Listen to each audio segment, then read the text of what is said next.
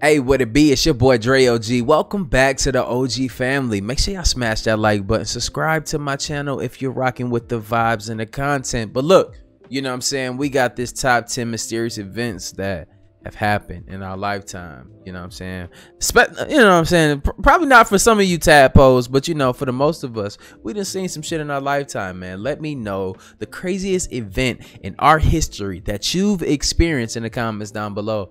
Let you know mine's at the end of this, but let's hop into this video. Just know, man, if you're going through this thing called life and you're having a tough time, just know we're going through this together. It's no sweat. There's good vibes on this channel. Activate the nostril cam. Our grandparents, there are no shortage of strange things that have happened in the last 100 years. From ghost ships and sea mysteries to jelly raining down from the sky, all the way to some weird space mysteries and the infamous Mothman. We've got quite the variety for you today as we cover the top 10 mysterious events that have happened in our lifetime. Starting off in our number 10 spot, we have the Thegian. In 2006, the Australian Coast Watch found a ship floating out at sea that was completely empty with a broken tow rope. Finding a ship floating with no one aboard is always a strange kind of mystery, but things only got more mysterious from there on out. Investigators had absolutely nothing to go off of that could give them any kind of clues. The name of the ship was printed on the side, but that's it. There was nothing else to identify the ship. There were no documents or belongings, no reports of missing boats, no records of distress signals, like literally nothing. They can't even figure out who it belonged to or where it came from. Their best guess is that the ship was possibly used to supply food and fuel to fishing boats, but that does not explain why no one tried to save it or even look for it. Was there someone on it when it got lost? Who knows? In our number 9 spot today, we have look. Them motherfuckers done let that thing done slide over here, bro. It done had some mutants on that thing that jumped off. They run around the United States, man. Look, man. Conspiracy theories. That's how some of y'all gonna be in the comments. 17th Prime Minister of Australia until his presumed death in 1967. In December of that year, Harold was with 4 other people when he convinced everyone to stop at Cheviot Beach for a swim.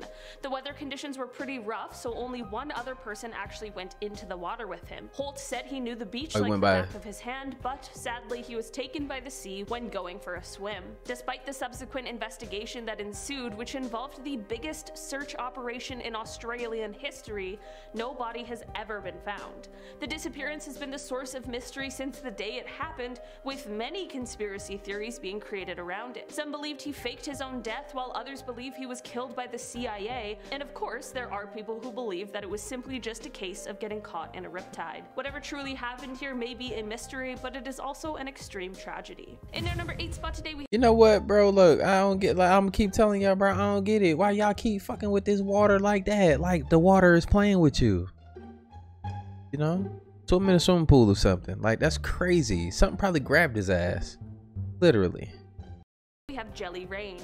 Back in 1994, residents of Oakville, which is a small city in Washington, reported a series of mysterious translucent gelatinous blobs covering the ground. From the first report, over the next 3 weeks, more discoveries of this strange substance began to roll in, with many people claiming that they had fallen ill as a result of coming into contact with it. Nah, that looked weird right there. That looked like that came out of a 13-year-old boy's room. Like a little substance. Somebody's producing a little bit too much substance, man. Check on your kids, man. Many people believed that this substance had actually come down from the skies like rain, as each of the blobs was about the size of a grain of rice, and they were strewn about the ground just as rain would be. There are, of course, tons of theories as to what this substance could be, and that includes the fallout from some sort of military weapons test, but to this day, nothing has ever been confirmed, and it remains just as much of a mystery as it was 27 years ago. In our number 7 spot today, we have Derek. That stuff right there. They ain't doing the right test. That's why. They ain't doing the right test. That's why. I ain't even gonna get into it. In 2006, Derek Amato was having a fun day at the pool with friends before a life-changing moment occurred. Derek yelled for his buddy to pass him the football as he dove into the pool, but just 1 moment later, Derek had found his head hitting the concrete floor of the pool so hard that he gave himself an extremely severe concussion. The injury caused him to lose 35% of his hearing in one ear and left him with headaches and memory loss, but also a newfound ability. Just 4 days after the accident, Derek found himself somewhere he had never seen himself, in front of a piano. Despite never having played before, Derek found his hands gliding across the keyboard like he was a seasoned professional. He said, quote, "As I shut my eyes, I found these black and white structures moving from left to right, which in fact would represent in my mind a fluid and continuous stream of musical notation." While Derek has had to suffer through a multitude of side effects from his injury, he continues to say that he believes he was given a gift. This is truly an interesting story, but no one can quite figure out exactly how this happened. Derek isn't the only person with a story like this. Right. All are as equally amazing as they are perplexing. In our number 6 spot. Right. You know what I'm saying? Look, man. You know, I'm kind of jealous.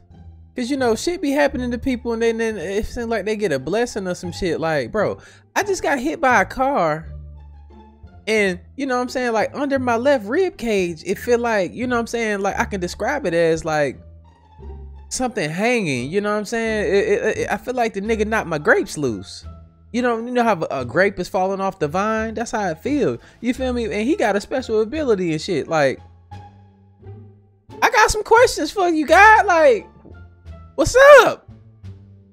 Nigga done knocked my grapes loose and he got special abilities. Today we have the WOW signal. In August of 1977, there was a radio telescope at Ohio State University that detected a strange signal. The radio picked up a pulse of radiation that was super unusual and that was coming from somewhere by the constellation of Sagittarius. The signal lasted for 37 seconds and it has been commonly referred to as the WOW signal because of the fact that the astronomers observing it were so shocked at the time that they wrote "wow" on the printout from the telescope. This signal was so shocking because it was in a band of radio frequencies that are internationally banned on Earth.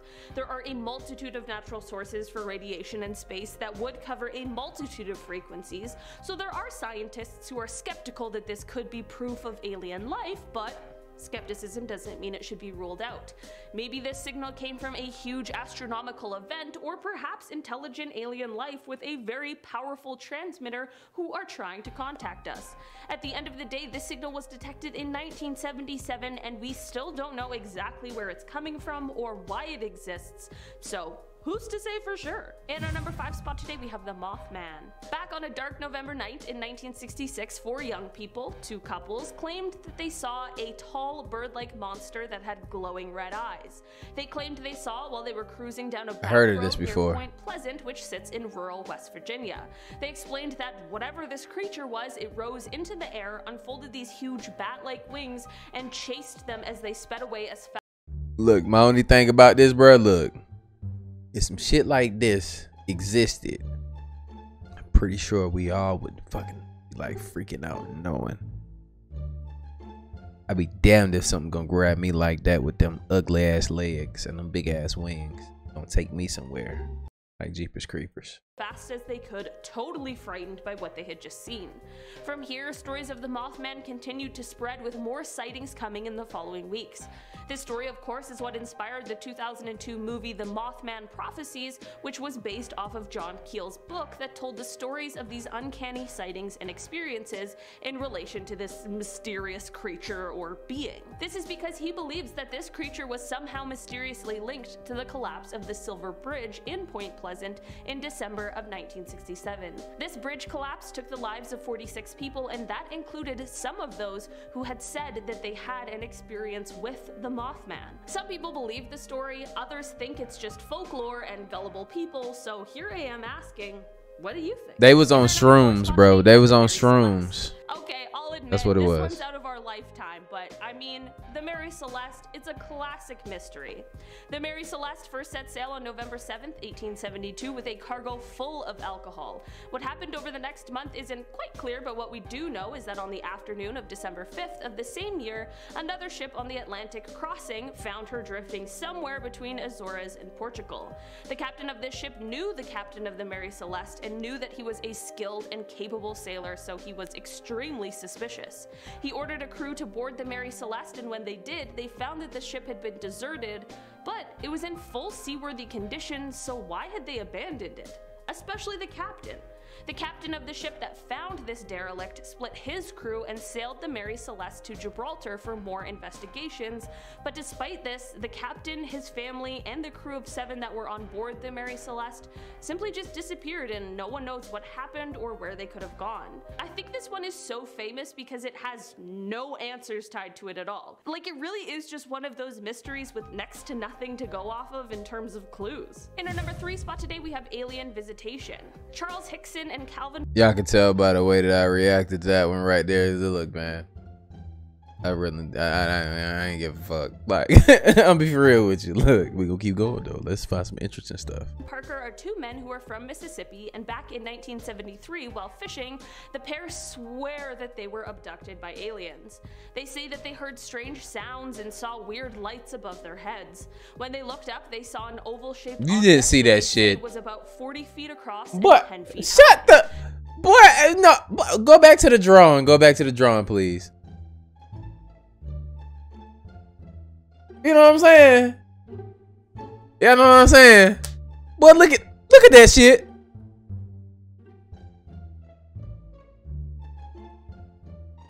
That shit ain't get out, bro. That shit ain't get out in no spaceship, bro. Bro, look, ain't nobody standing there to look at that. I ain't gonna say what it looked like. I'm just gonna keep going.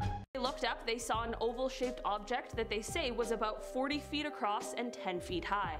The pair explained that during this abduction they were fully conscious, but they were unable they're like a to carrot. move. That's just crazy. It isn't exactly clear what they entailed, but the men say that the extraterrestrials conducted experiments on them before releasing them. So you let them touch you? Many people said that the men were lying, but both of them passed a polygraph test. Polygraphs aren't the most accurate tool in the world, but the chance of both of them passing is a lot slimmer than if it was just one person. This has led some people to suggest that perhaps they experienced some sort of it might be true dream, but even if that is the case, how that could have happened is still very much a mystery. Who knows if they actually experienced something or not, and if they did, what exactly it was. And our number 2 spot, you know what? I take that back, y'all, because look, I don't want to be that person. Look, I try not to do that, try to invalidate somebody else's position just because I feel some type of way about it, you know. But the thing is, imagine something like that happens, these aliens out here playing in your booty and stuff, because that's what the reports and shit be saying,